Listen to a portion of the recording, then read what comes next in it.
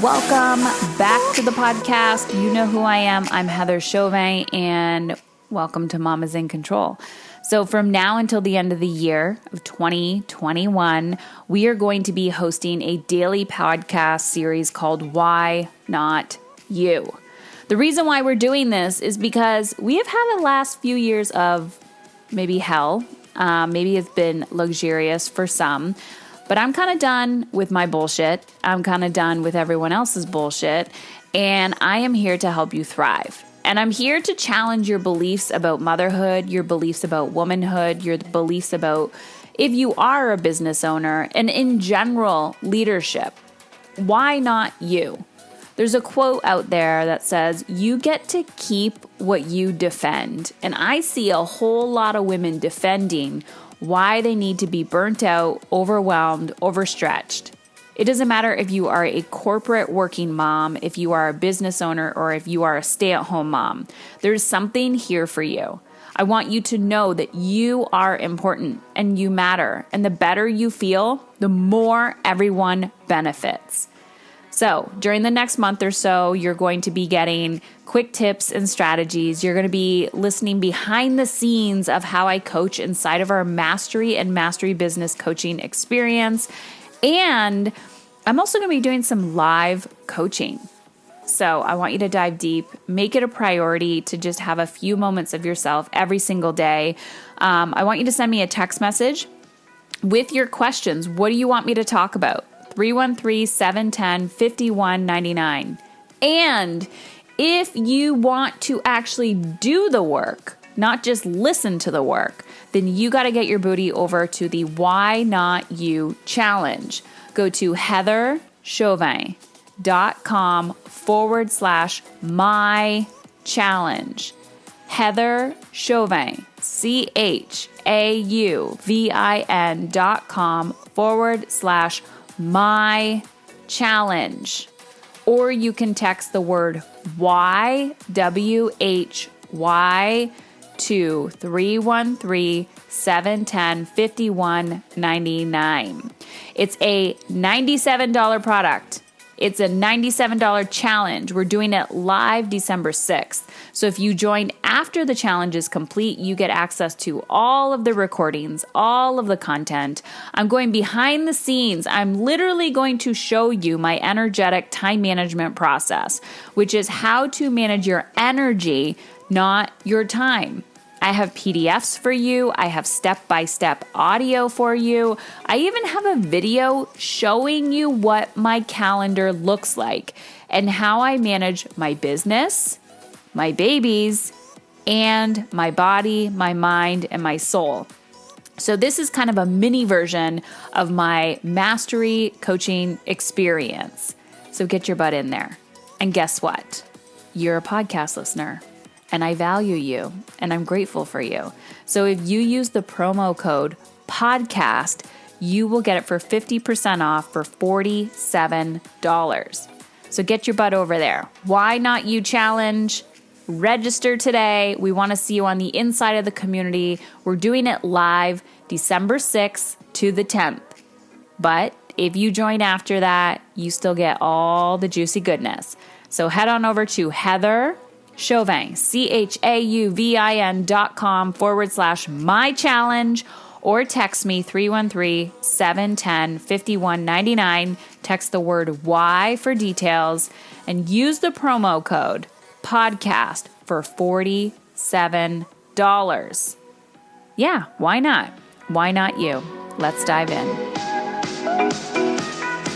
All right. Welcome, Deana and Kira, to the conversation. I'm going to reframe this. I'm so fucking excited for this conversation. Well, thanks for having us. Thank you. I am also so fucking excited for this conversation. I always like to do, before we hit record, I'm like, I miss my F-bombs. I got to bring more of them back. You can just show up as you in this conversation. So why not do an introduction with an F-bomb, right? Why not? Always. Love it. Okay, so I always like to ask the question of what are you so passionate about talking about right now? And before I hit record, the conversation about kind of putting resiliency on its head. So before we dive into that, I want to know a little bit about both of you. How did you come to talk about your podcast? How you came to be podcasters together? A little bit about your backgrounds, and we'll get started. Okay. Who wants to go first? Deana, why don't you take this? Because I'm going to get all kinds of spicy about resilience. So you are definitely we're going to have to pull you off the soapbox. So that's great. So I'll intro us, and then you can, of course, share about your fam and stuff at the end. So Kira and I our first connection was professional. We were both Kira comes to this work through the mental health world. She's an amazing hypnotherapist. I have been on her couch myself. And I come via the birth world. So I was in childbirth education and doula work, and I still get to attend a birth from time to time, which is such a treat. And so Kira and I connected because she was teaching hypnobirthing, and we wanted to sit in on each other's birth education classes and just kind of do some networking. But what evolved was a really beautiful friendship. Kira actually ended up being my very first twin doula client. So that was super special to get to be with her on the day that her babies were born. And as we talked as friends, we noticed we kept coming back to this theme of parenting and how intentional we are and how we're really kind of planners by nature. And so we're looking at what is the long-term impact of the way I handle these things with my kiddos. And because we come at it kind of from these bookends, we both saw an issue. So for me, working in the birth world, I saw families spending a lot of time preparing for their birth. I kind of liken it to couples who prepare super hardcore for their wedding, but are giving no attention to the marriage that's going to follow for a lot longer. And I saw a lot of families preparing for their birth, as they should. That's a super special day, and that's awesome. But you're going to be a parent for years, for the rest of your life afterwards. And I just felt like families were being launched into that piece, feeling really ill-equipped. And here's Kira, on the other hand, my now friend, because we're friends by this point, saying she's seeing people on her couch who are unpacking not being parented well. There's childhood trauma, or there are things they're having to unlearn. And there may be coming out in unhealthy behaviors or habits that she's dealing with in her practice. And so what we realized is there really is a hole here. There's a gap for the kind of parenting that isn't just dealing with whatever issue crops up in the moment, but the kind of parenting that says, who is this person that I'm trying to raise? And that's where the name of our podcast came from. It's called Raising Adults. We wanted to equip families to not be white knuckling it and just surviving, but actually thriving on that journey by really giving them practical tools and strategies to have a long range view with their parenting, instead of doing what we call whack-a-mole parenting, where you're just fighting whatever fire is coming up in the moment.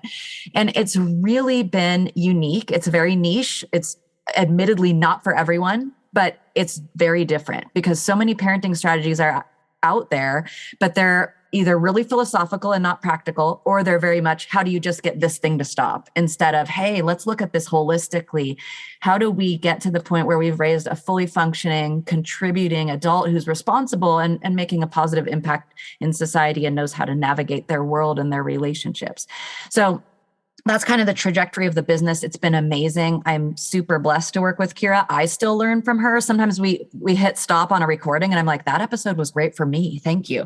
So, and then personally, as I said, I came via the birth world. So that's kind of my career trajectory. But personally, I'm married. I'm in a blended family, which adds another fun, complex dynamic to our conversations. So I'm married to my husband, Scott, and we have 5 kids between us.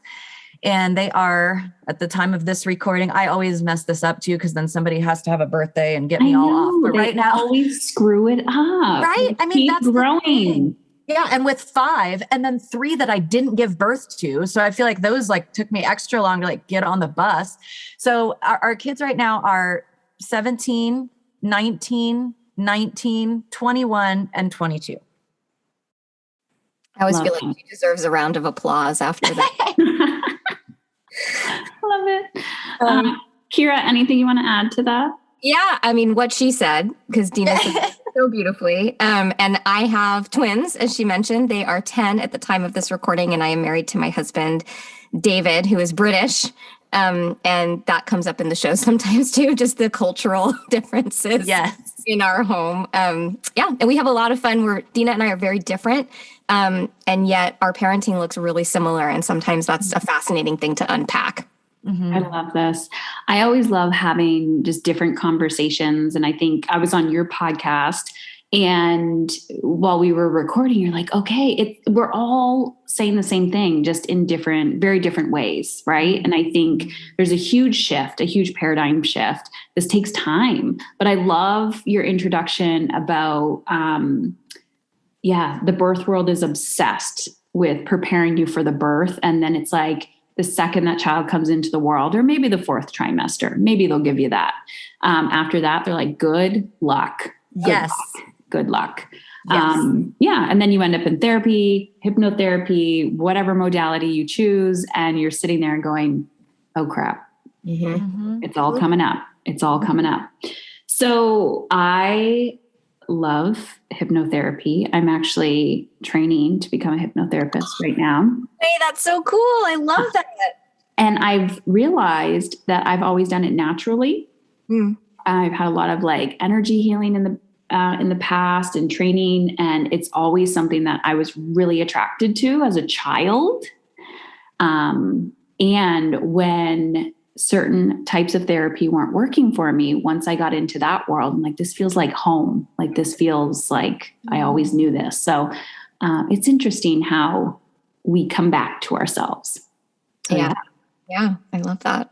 Well, and hypnotherapy is really where this topic of resilience that we're going to talk about today, where I realized that was just a bunch of bullshit.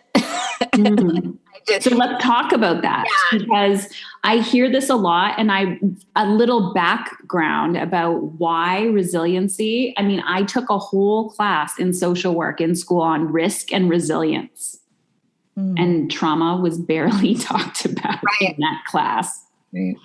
But I'm always curious about why people do what they do and how some quote unquote can succeed when others can't, and studies and all of that fun stuff.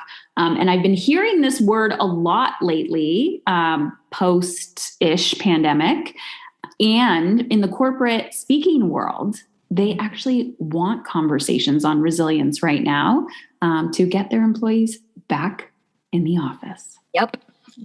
So let's talk about this. Bounce back, right? We just had a major worldwide trauma, and everybody just wants us to bounce right back. And I have issues with this.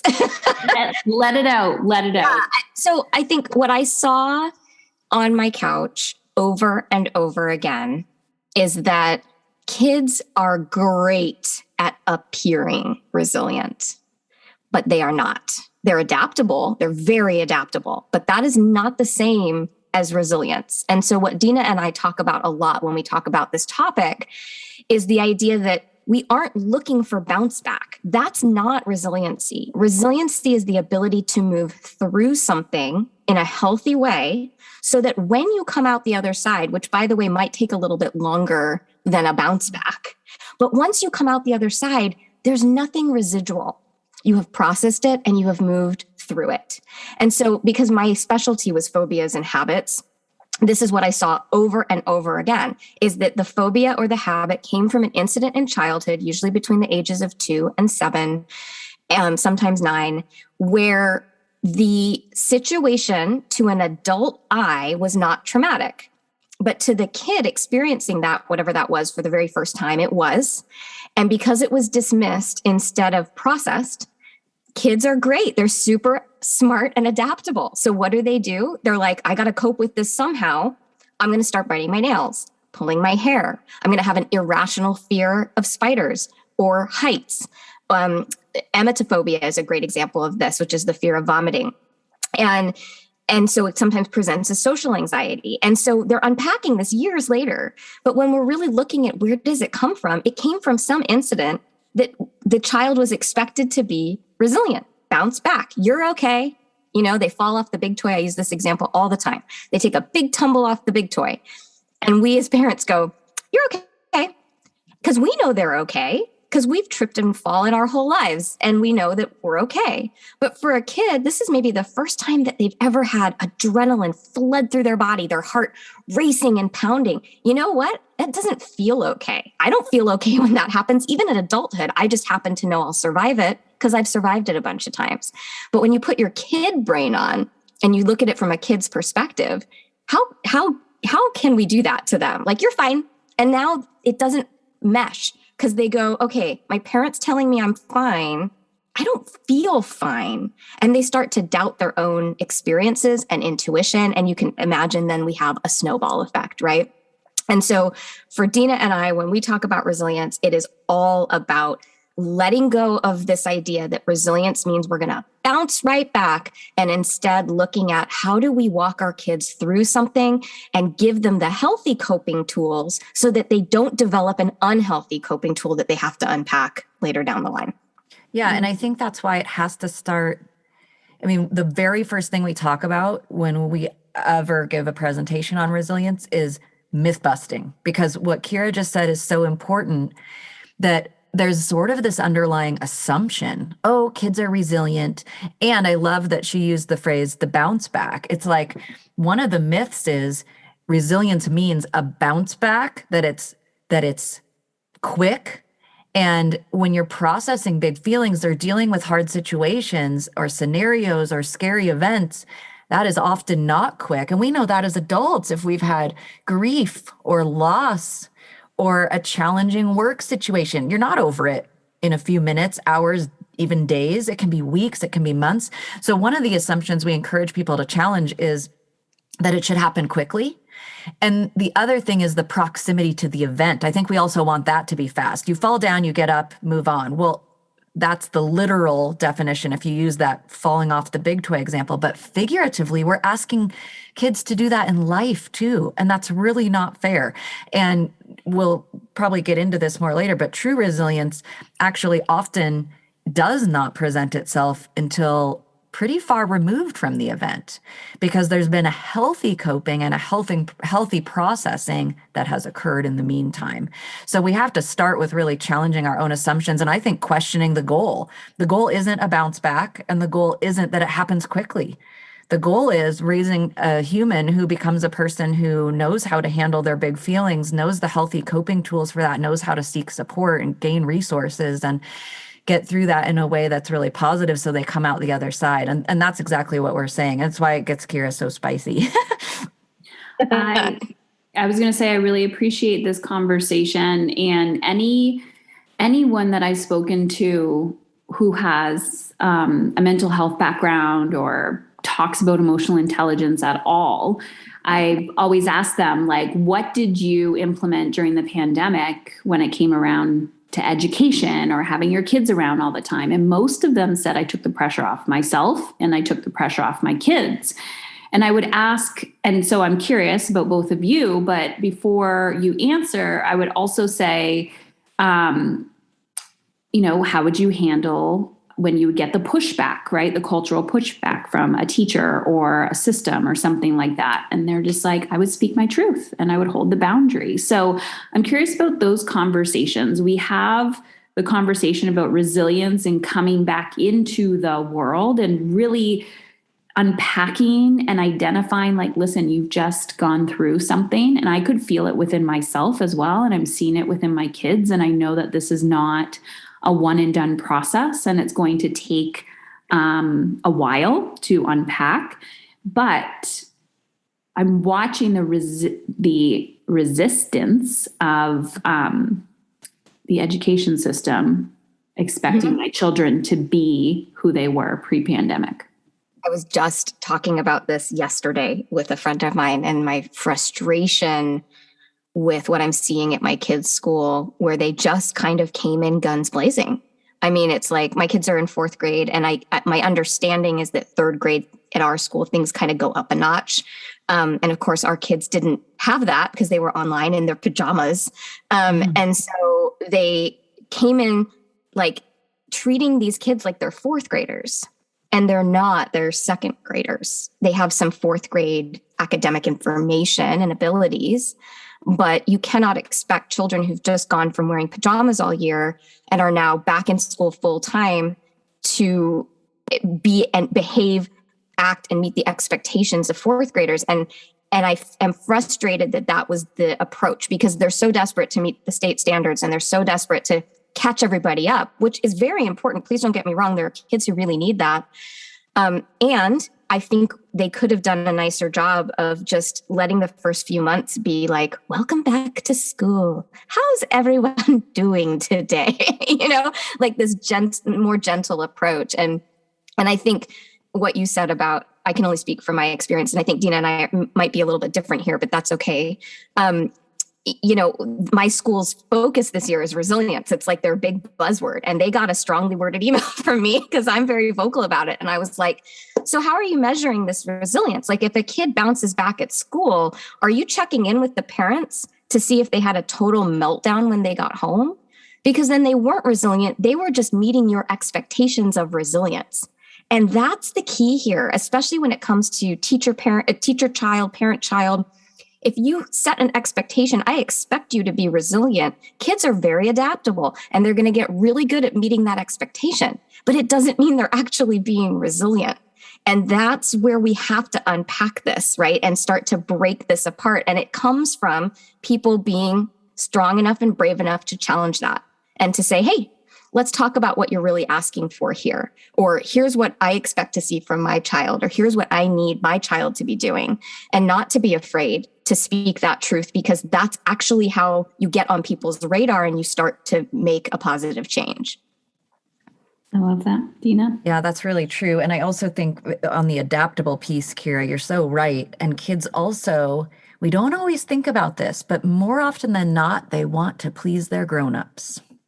Yep. And they care about wanting their parents to approve of how they're behaving and their teacher to think they're doing great. And so they can put that on. They're actually pretty great little actors. So we have to be aware that what we're seeing may not always be what's really going on. It's our job to dig below the surface and ask great questions and get really curious and lean into what's happening, so that we're not just seeing resilient behavior, we're actually coaching them to be resilient, true resilience. And that they're very different things.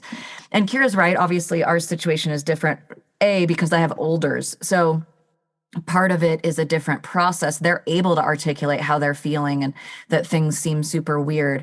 And yet some of it, in some ways, I think was an almost harder disruption, at least for my oldest, who was away at college, and we had to literally move her out of the dorm and bring her home. Well, that's super disruptive to your life. Not only has your schooling modality changed, where you live changes. You feel like you went backwards. You now live with mom and dad again. I mean, thinking about that is brutal. And I do feel like that even gets missed sometimes, where people aren't thinking about, your whole life went upside down if you left a university environment. That is really tricky. And so the things that we kind of set up in our house is we made sure that she still had what kind of independence she could. I mean, it was quarantine and lockdown, so there was very little, but we tried to help her maintain that feeling of I'm adulting. And it was tricky, but we did our best with that. And my son was online at first, but was fortunate to be in in-person school last year. So he's kind of ahead of the curve of even some of his friends in the community who this is their first time being in school in person in a year and a half. And his experience is very different because he's had kind of some time to flex that muscle again and get used to it. But Kira and I had him and her twins on the podcast during lockdown. And he even admitted, he goes to a classical school and they have uniforms. And he even admitted, hitting a button to submit an online assignment is not as satisfying to me as putting my pen to paper. And he admitted to missing his uniform and just putting on his polo shirt just to see how it felt. I mean, they miss those experiences. And so we have a job to do as parents to provide what consistency we can in the midst of huge inconsistency. And here's where I'll be honest and say, I think I'm a little bit spoiled. There's very few times I would call this a positive, but having been through a divorce, I felt very well equipped for this, because this is another area where people would try to reassure me, oh, your kids will be fine. They'll get used to going back and forth. And I was like, hold up. Their life just went upside down. They now have to pack a bag to see their dad. No, this isn't fine. And so I think having been through that, I had a lot of sensitivity for the upheaval this presented and worked to create what consistency I could in the midst of that. So encouraging my son, don't do your homework laying in bed, at least sit up at your desk. What can we create that's an environment that feels like learning? Giving my daughter those tools to still feel like she was adulting, for example. It was the same thing with the divorce. I kept their dentist the same. I kept them at the same school. It's like preserve what you can. And I think some parents kind of waved the white flag and was like, it's all different, so forget it. It's all different. And one of the things I really did strive for is what can we keep the same? How can we give some comfort and security in the midst of absolute insecurity and uncertainty? Oh, this is such a juicy conversation, and I so appreciate both of you. I was writing down so many things that you said, and I think it's a really good opportunity for people to just stop and reflect. And I think too often, if your source of connection, or I guess I want to say media or input, is social media, and you're not going deeper and deeper and deeper, it's just, you see the wave of conversation of how, we're on to the next thing. We're on to the next thing. And it's hard to catch your breath. And so just knowing that it's okay not to be okay. Change is possible, but it takes time. We got to unpack this. And not everybody has the opportunity to be at home with a loving family as well. And that's a lot. I heard a lot of, everyone's situation was different. So can we talk a little bit about overwhelm and guilt of maybe not having the time, the energy, the patience, the skills? I think the last year and a half was traumatizing for all of us in whatever capacity that is. I know everyone had different severities of it, but resilience when it comes to realizing what was not sustainable in our lives and then coming back into it and going, holy crap, now I'm in a crisis state. So still having to leave your house and go to work, and your children are at home and they're doing their thing. And I think we're coming back and we're seeing these behaviors, or how our kids are reentering into society, and we're asking, we already felt guilty before, that mom guilt, the woman guilt, and now it's just amplified and it's affecting our health and our stress. So how do you engage in that conversation? It's a really good question, and really important too, because that was something that at least I held on to throughout the pandemic. It was like, I'm in a loving home, I have a roof over my head, I have food, and not everyone had that, and I had some bandwidth that not everyone had, and I will say that even with all of that, I did not do it perfectly. I wouldn't even say I did it well. So I think there's an element here of forgiveness and grace for everything and everyone. This was absolutely bananas. And most of us have never lived through something like this before. So I think we have to start with that. And that's actually part of the unpacking and the working through. We can't expect us as parents to bounce back. We can't expect our kids to bounce back. We should absolutely assume that we are going to see residual effects from this, and that makes a ton of sense. And what's really hard as a parent, and I was saying this to my son just the other day, is that I can't control that. I wanted my kids to grow up without trauma. If anyone was like packed and ready to go to prevent trauma, and to help my kids like work through things and come out healthy on the other side, it was me. And this thing happened that I could not control that is going to affect them forever. And I hate that. It drives me absolutely crazy.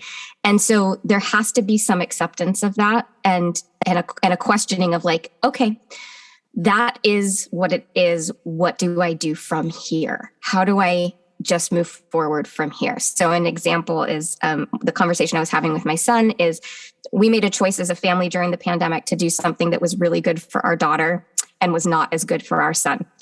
And so I'm going to get teary kind of talking about it, but I was literally up at night, some nights trying to figure out, how do I make this okay for him? How do I make this okay for him? And I just couldn't. And so this was the conversation we were having, was he was expressing to me, that was really hard for me. And I had to say, you know what? Like, that sucked for you. That wasn't fair. And I was up at night trying to figure out how to fix it, and I couldn't. And as your mom, I hate that, because I don't want to have to make those decisions, but here it is. And that was actually, for both of us, a really healing conversation, even though it wasn't perfect, even though I had to just be okay with it, right? And just sink into how terrible that felt. I think him watching me do that, and this is what he said, he's like, you know what, just knowing that you were up at night, it just makes me feel better.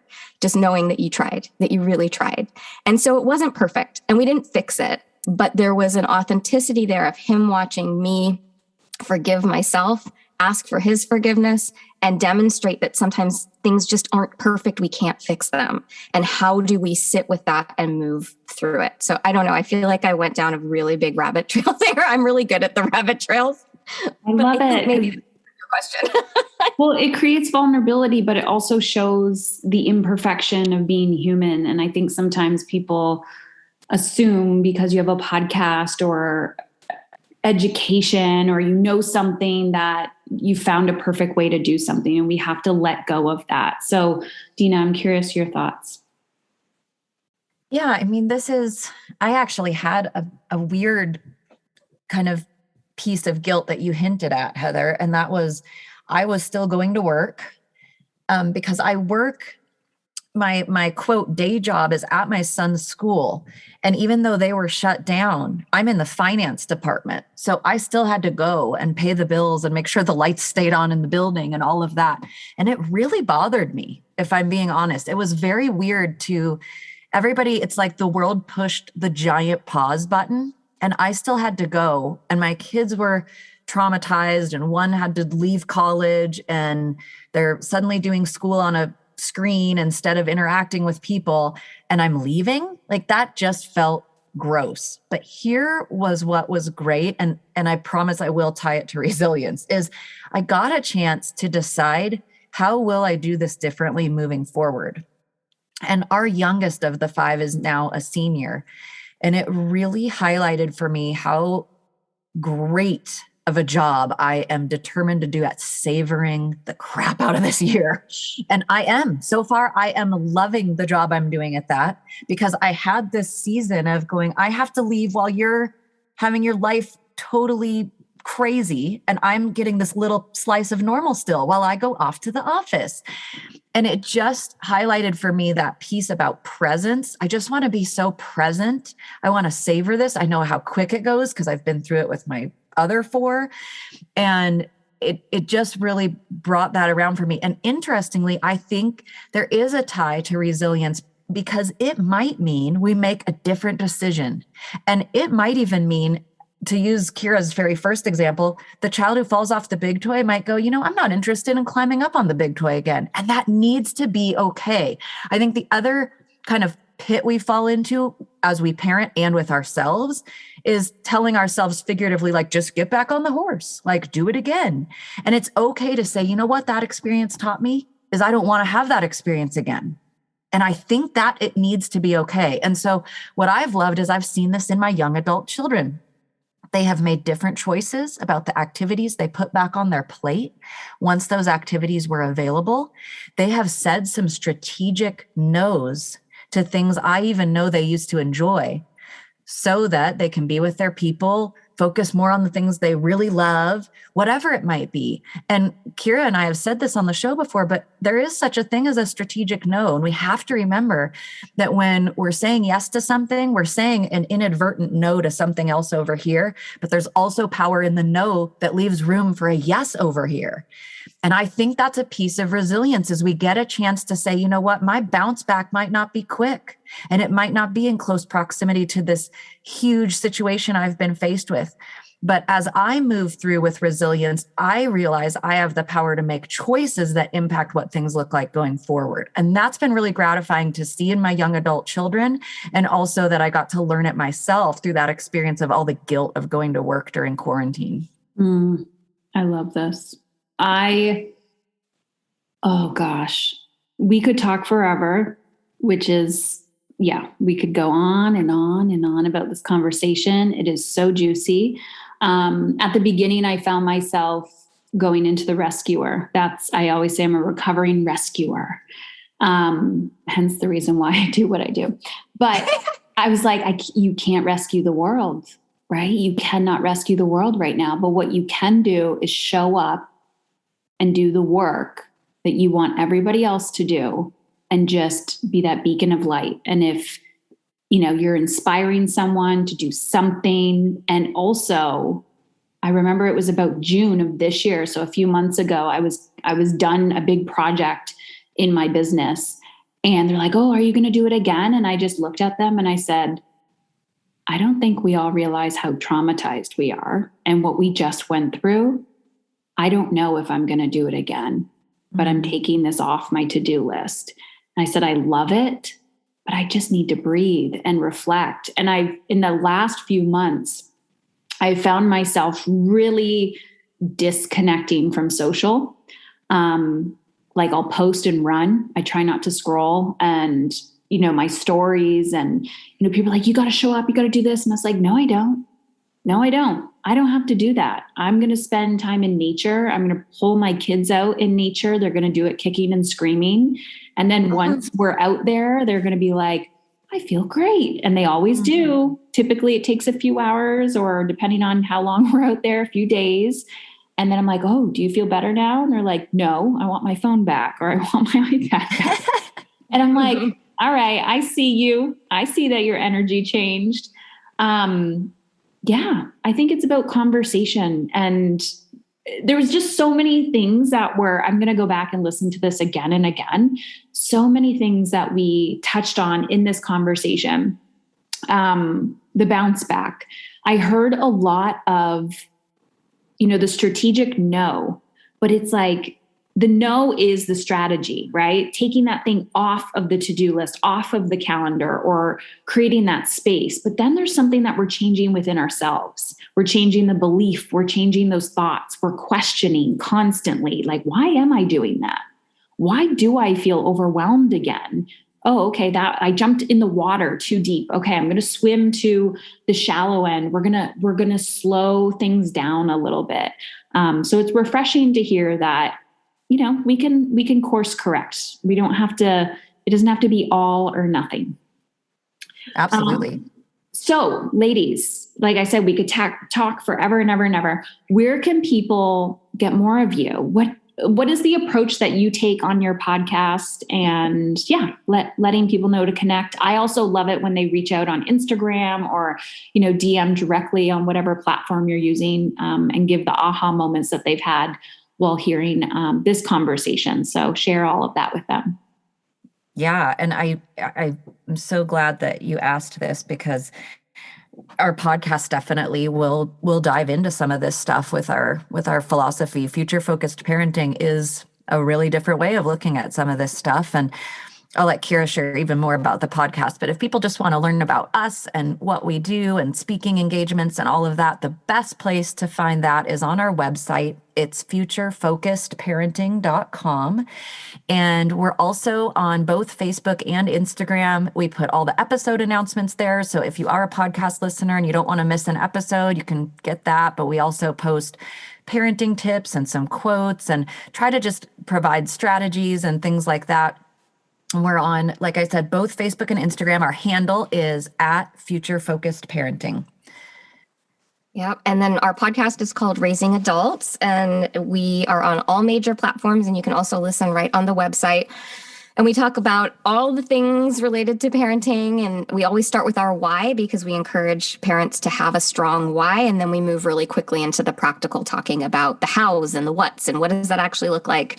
And one of the things we do talk about, there's an episode on there all about emotional intelligence, and we talk about the 3N framework, which is a great tool for helping when you're working on resiliency with kids. It's really a framework that's designed to help kids process their emotions in a step-by-step way that as a parent, it just means you don't have to think about it. You just go through those steps.